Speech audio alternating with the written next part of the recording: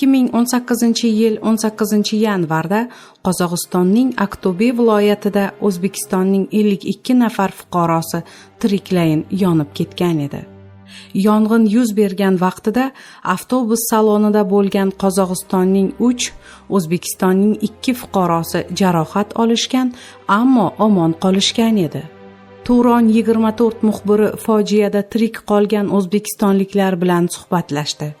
Jinoyat ishlari bo'yicha Aqto'be tumanlararo sudida ketgan 52 nafar o'zbekistonlikning o'limi bo'yicha sud ishi boshlandi. Sudda halok bo'lganlarning yaqinlari ham qatnashmoqda. Ular Aqto'bega avtobusda borgan, hozir ijaraga olingan xonadonlarda turibdi. Yongan avtobusning 3 nafar haydovchisi Janubiy Qozog'iston viloyati fuqarolari. Tergov organlari ularni transportdan noto'g'ri foydalanish va yo'l harakati qoidalariga rioya etmaslikda ayblamoqda. Biroq ayblanuvchilarning yaqinlari bundan norozi. Ular haydovchilar bilan birga tirik qolgan 2 o'zbekistonlikni ham sud qilish kerakligini aytmoqda. Fojiada omon qolgan 2 nafar o'zbekistonlik ham Namangan viloyatining To'raqo'rg'on tumanidan. Ahrorbek Isoqov O'zbekiston, Isroil Mirzaahmedov esa Bozorboshi mahallasida istiqomat qiladi. Turon 24 muxbiri quyidagicha hikoya qiladi. O'zbekiston mahallasiga kirib kelganimizda mahalla fuqarolar yig'ini raisi Hasanboy Qirg'izov qarshimizdan chiqib qoldi. Tuman hokimligiga yig'ilishga otlangan ekan. U kishi bilan to'g'ri Isoqovlar xonadoniga keldik. Uyda Ahrorning otasi Ibrohim ota va akasi Bahriddinni uchratdik. O'zi ishda ekan. Biz Ibrohim otani suhbatga tortdik. Ibrohim ota Isoqov: 8 nafar farzandim bor. 6 o'g'il va 2 qiz. Ahror ularning kenjasi. U bo'lgan avtobus yonganini televizordan bildik. Xudoga aytganimiz bor ekan, tirik qoldi. O'sha voqeadan 10 kun o'tib sog'-omon qaytib keldi.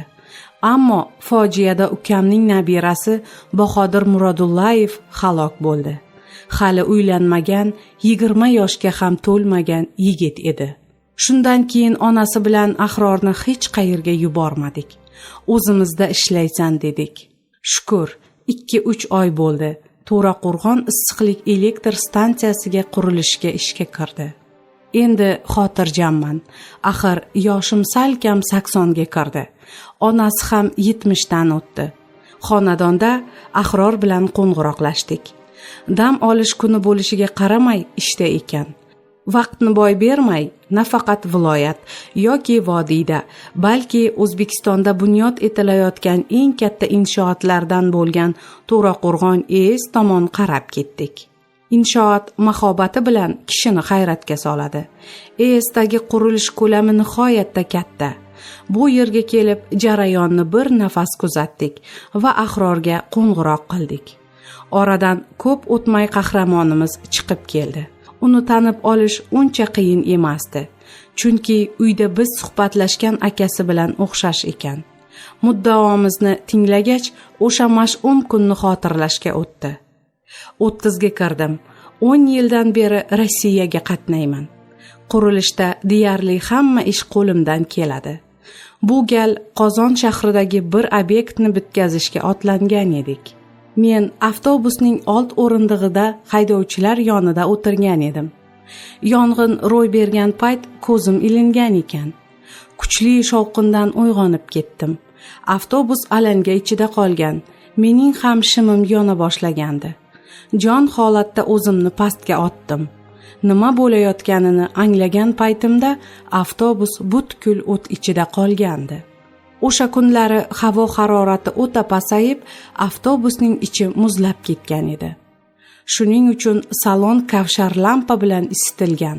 Avtobusdagi og'zi ochiq 5 litrli kanistrda benzin bo'lgan.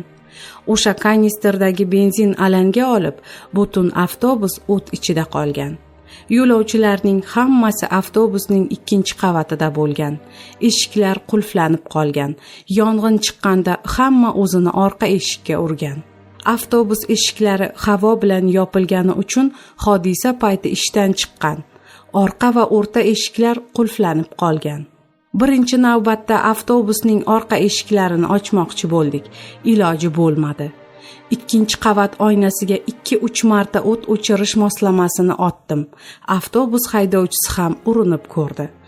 Ammo oynalar juda mustahkam bo'lgani uchun sindira olmadik.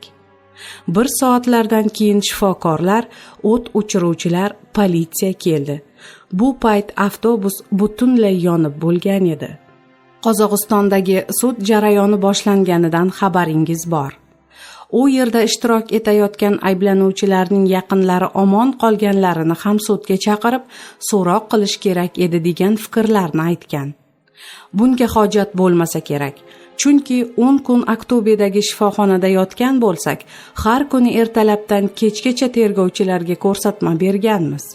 Aslida haydovchilar voqeani elektr tizimidagi nosozlikdan kelib chiqqan yong'in sifatida izohlamoqchi bo'lgan. Biz holat qanday bo'lsa shundayligicha, ya'ni salondagi benzin sababli o't ketganini ro'y-rost aytib berdik. Qolaversa, bizga sudga chaqiriq qog'ozi ham kelgani yo'q. Ahrordan yangi ish joyidagi taassurotlari bilan qiziqdik. Uning bu yerdagi faoliyatidan qoniqish hosil qilayotganini payqash qiyin emasdi. Oldinroq fojiada omon qolgan sherigimiz bu yerga ishga kirgandi. Iyun oyining oxirlarida meni ham qabul qilishdi. 158 kishi, 4 ta brigada bo'lganmiz. Men brigadirlardan biriman. Turk rahbarimiz bor. Bizga har kuni ish ko'lamini belgilab beradi. Maoshdan nolimayman. Qo'limga oyiga 4 million so'mdan oshiq pul tegyapti. Shunga yarasha ertalabdan kechgacha dam olish kunlarisiz mehnat qilyapman.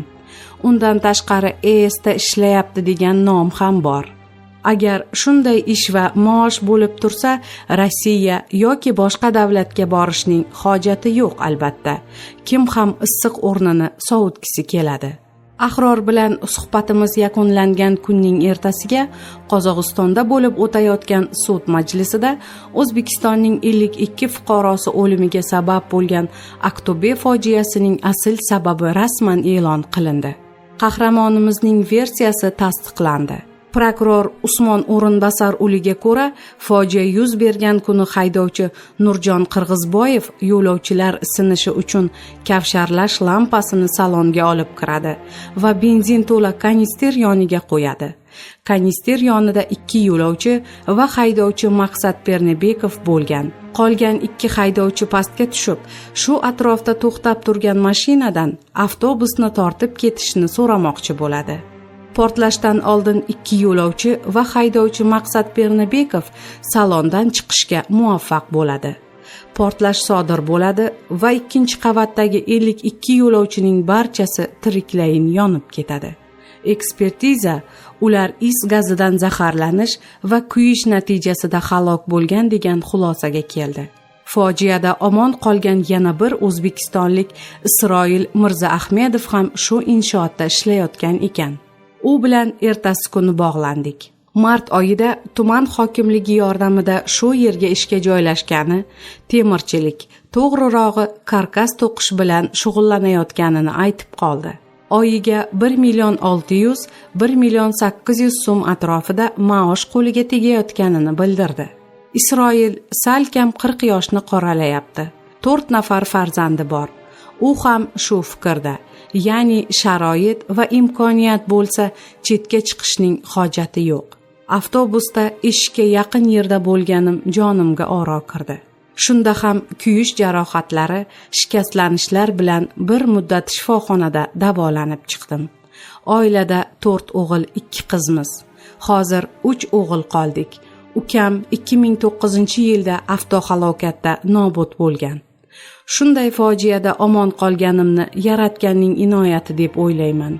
Chunki uydagilar buni ko'tara olmasdi, deydi Isroil. Yigitlar bu yerdagi qurilish ishlari kelgusi yil yakuniga yetib qolishini bildirdi. Ularning ko'nglini xotirjam qiladigan holat shuki, erta-indin To'raqo'rg'onda yana bir gigant korxona, Hyundai zavodi qurilishi boshlanadi.